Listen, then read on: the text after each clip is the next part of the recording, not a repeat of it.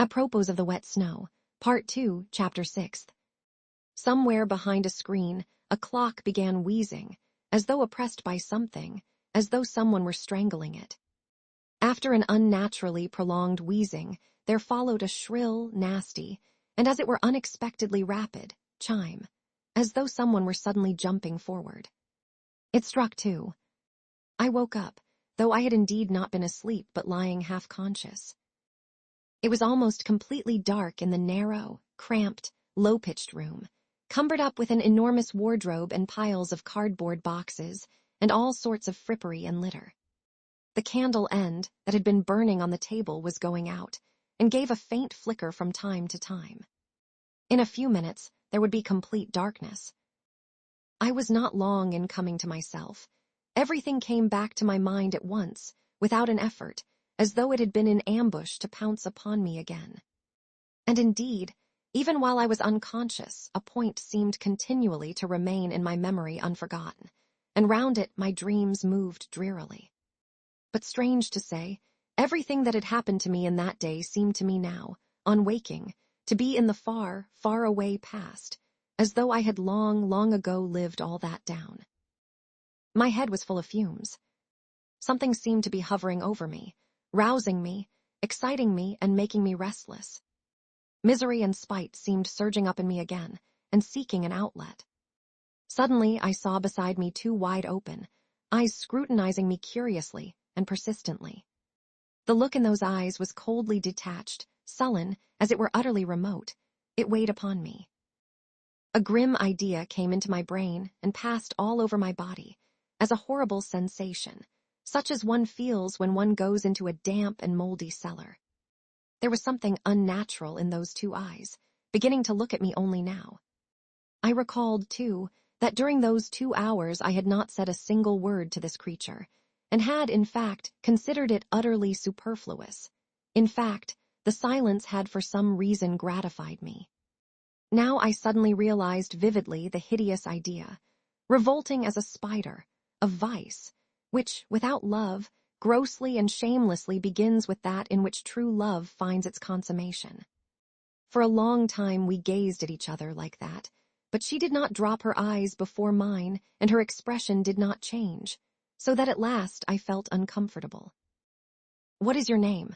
I asked abruptly, to put an end to it. "Lisa," she answered almost in a whisper, but somehow far from graciously, and she turned her eyes away.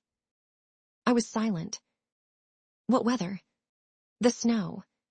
"It's disgusting," I said, almost to myself, putting my arm under my head despondently and gazing at the ceiling. She made no answer. This was horrible. "Have you always lived in Petersburg?" I asked a minute later, almost angrily, turning my head slightly towards her. "No." "Where do you come from?" "From Riga," she answered reluctantly. "Are you a German?" "No, Russian." "Have you been here long?" "Where?" "In this house." "A fortnight." She spoke more and more jerkily. The candle went out. I could no longer distinguish her face. "Have you a father and mother?" "Yes." "No." "I have." "Where are they?" "There. In Riga." "What are they?" "Oh, nothing." "Nothing. Why, what class are they?" "Tradespeople." "Have you always lived with them?" "Yes." "How old are you?" 20. "Why did you leave them?" "Oh, for no reason." That answer meant, "Let me alone, I feel sick sad." We were silent. God knows why I did not go away. I felt myself more and more sick and dreary. The images of the previous day began of themselves, apart from my will, flitting through my memory in confusion. I suddenly recalled something I had seen that morning when, full of anxious thoughts, I was hurrying to the office.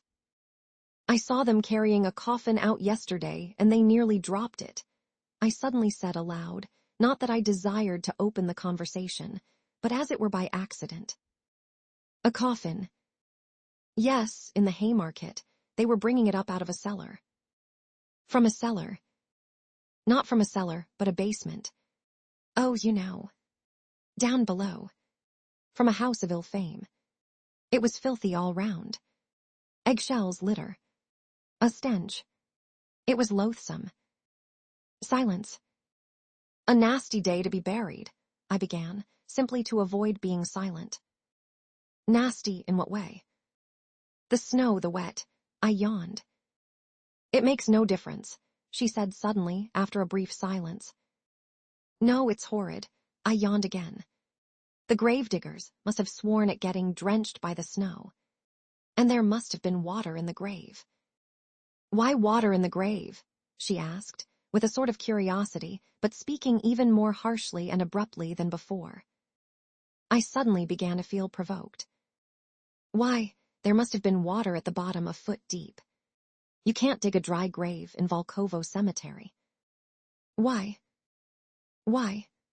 Why, the place is waterlogged. It's a regular marsh. So they bury them in water. I've seen it myself. Many times.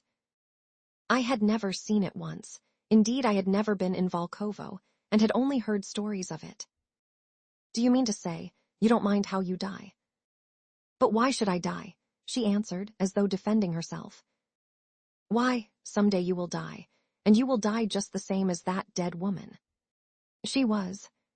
A girl like you. She died of consumption. A wench would have died in hospital. She knows all about it already. She said wench, not girl.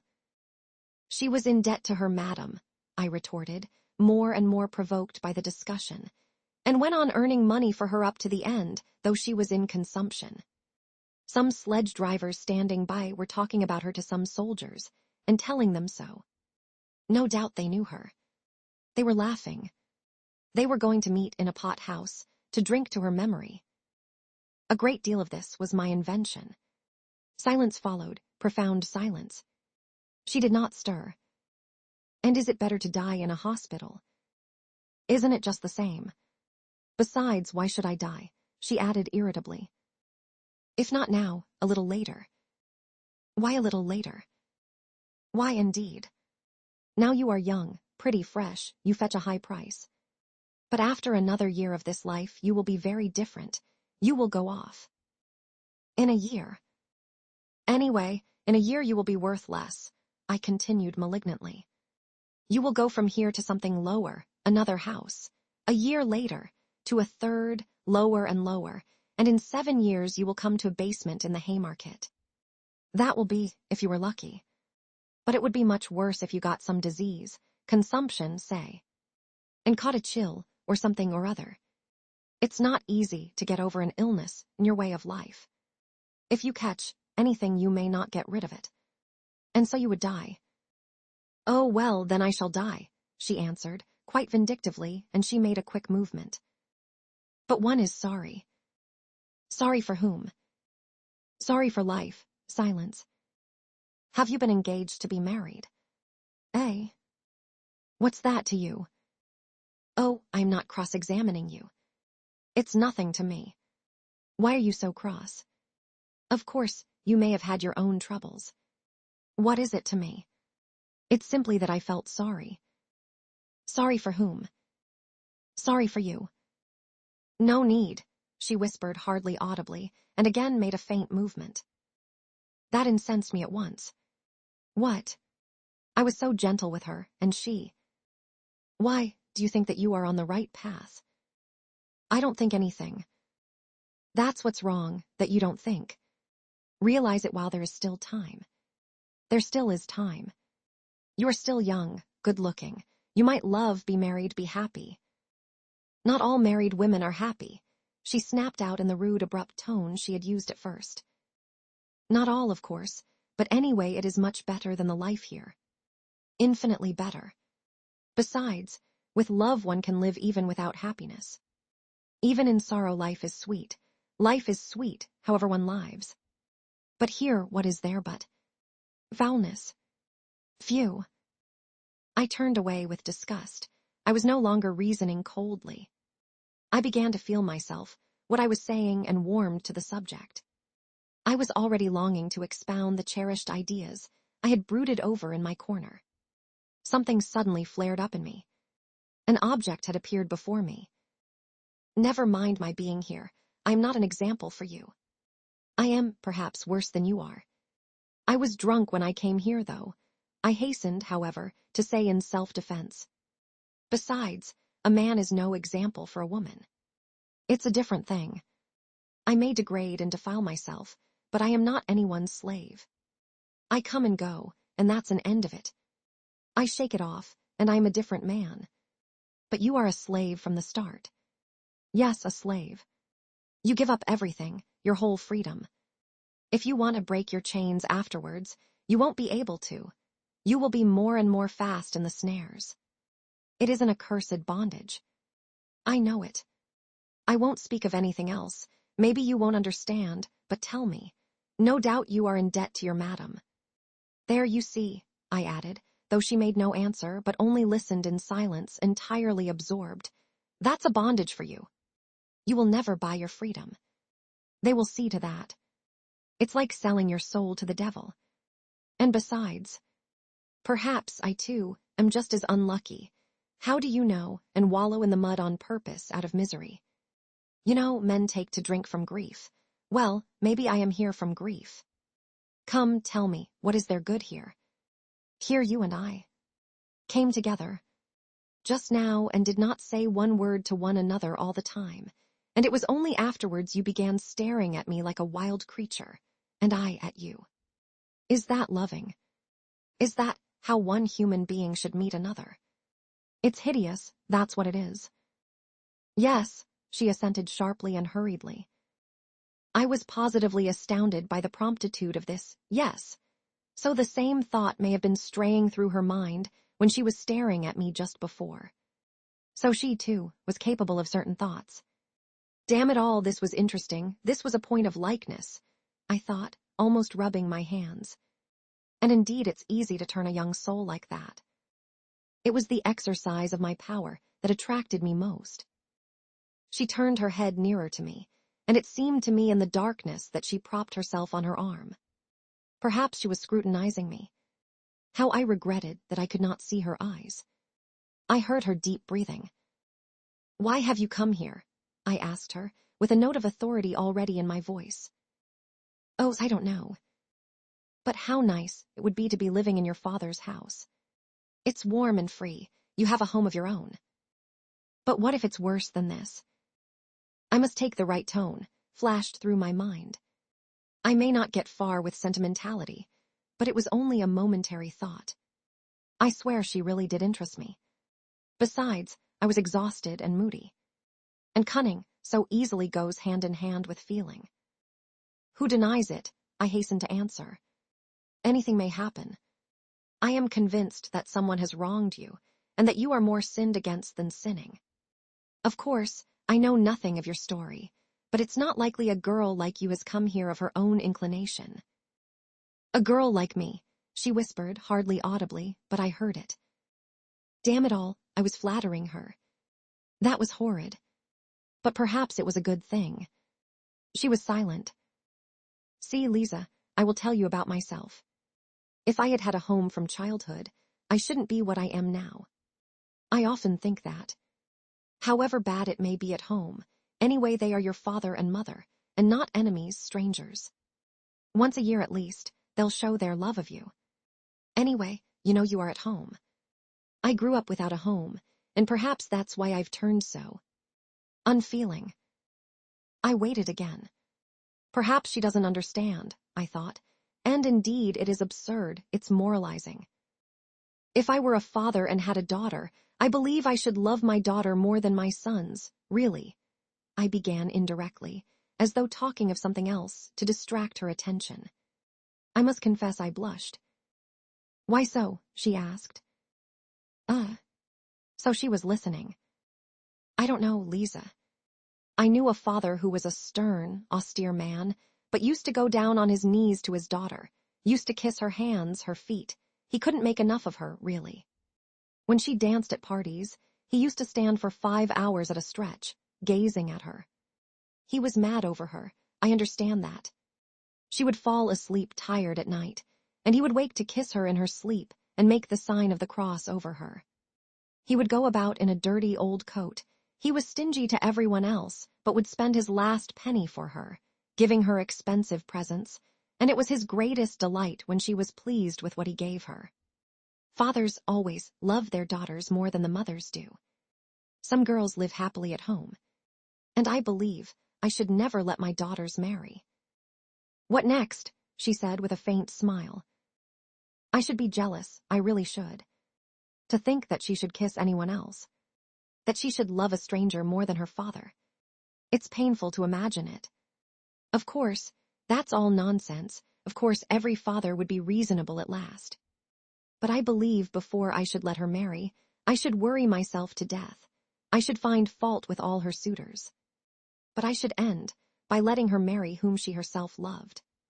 The one whom the daughter loves always seems the worst to the father, you know. That is always so. So many family troubles come from that. Some are glad to sell their daughters, rather than marrying them honorably. Ah, so that was it. Such a thing, Lisa, happens in those accursed families in which there is neither love nor God, I retorted warmly. And where there is no love, there is no sense either. There are such families, it's true, but I am not speaking of them. You must have seen wickedness in your own family, if you talk like that. Truly, you must have been unlucky.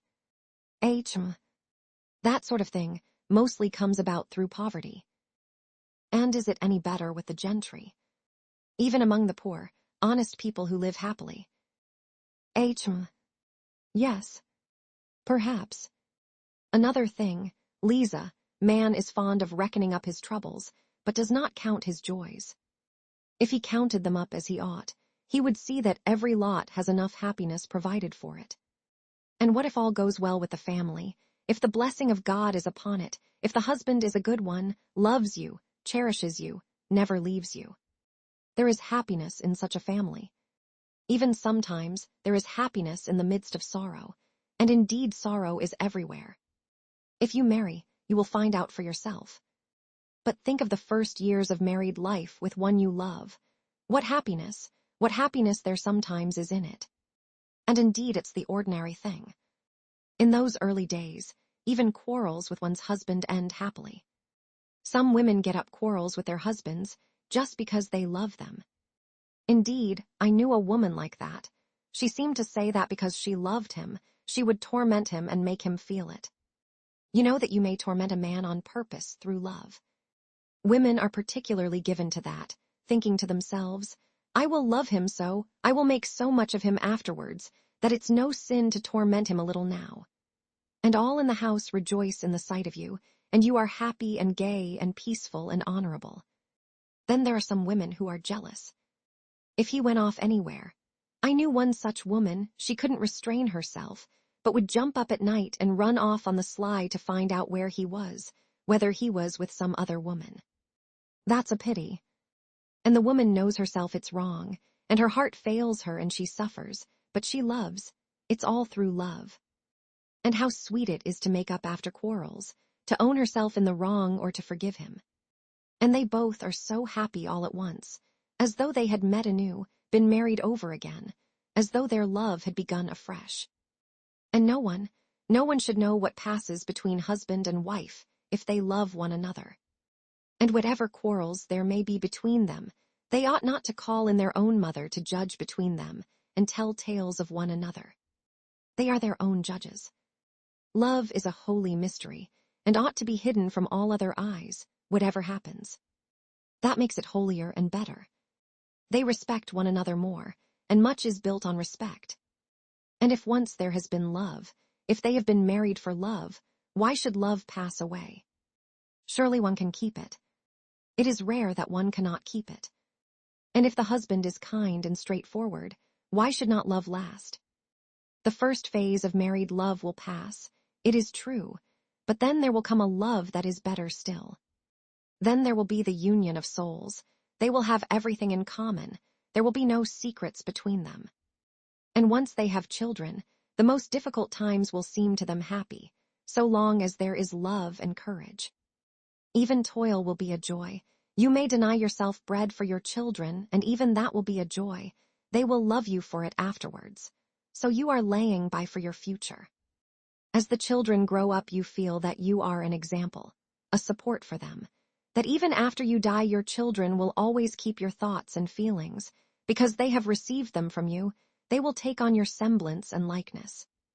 So you see this as a great duty. How can it fail to draw the father and mother nearer? People say it's a trial to have children. Who says that? It is heavenly happiness. Are you fond of little children, Lisa? I am awfully fond of them. You know, a little rosy baby boy at your bosom, and what husband's heart is not touched, seeing his wife nursing his child? A plump little rosy baby, sprawling and snuggling, chubby little hands and feet, clean tiny little nails, so tiny that it makes one laugh to look at them, eyes that look as if they understand everything. And while it sucks, it clutches at your bosom with its little hand, plays. When its father comes up, the child tears itself away from the bosom, flings itself back, looks at its father, laughs as though it were fearfully funny, and falls to sucking again. Or it will bite its mother's breast when its little teeth are coming, while it looks sideways at her with its little eyes as though to say, "Look, I am biting." Is not all that happiness when they are the three together, husband, wife, and child? One can forgive a great deal for the sake of such moments. Yes, Lisa, one must first learn to live oneself before one blames others. It's by pictures like that one must get at you, I thought to myself, though I did speak with real feeling, and all at once I flushed crimson. What if she were suddenly to burst out laughing? What should I do then? That idea drove me to fury. Towards the end of my speech, I really was excited, and now my vanity was somehow wounded. The silence continued. I almost nudged her. "Why are you?" she began and stopped. But I understood. There was a quiver of something different in her voice, not abrupt, harsh, and unyielding as before, but something soft and shamefaced, so shamefaced that I suddenly felt ashamed and guilty. "What?" I asked with tender curiosity. "Why you?" "What?" "Why you?" "Speak somehow like a book," she said, and again there was a note of irony in her voice. That remark sent a pang to my heart. It was not what I was expecting. I did not understand that she was hiding her feelings under irony, that this is usually the last refuge of modest and chaste-souled people, when the privacy of their soul is coarsely and intrusively invaded, and that their pride makes them refuse to surrender till the last moment and shrink from jivvy. I ought to have guessed the truth from the timidity with which she had repeatedly approached her sarcasm, only bringing herself to utter it at last with an effort. But I did not guess, and an evil feeling took possession of me. Wait a bit, I thought.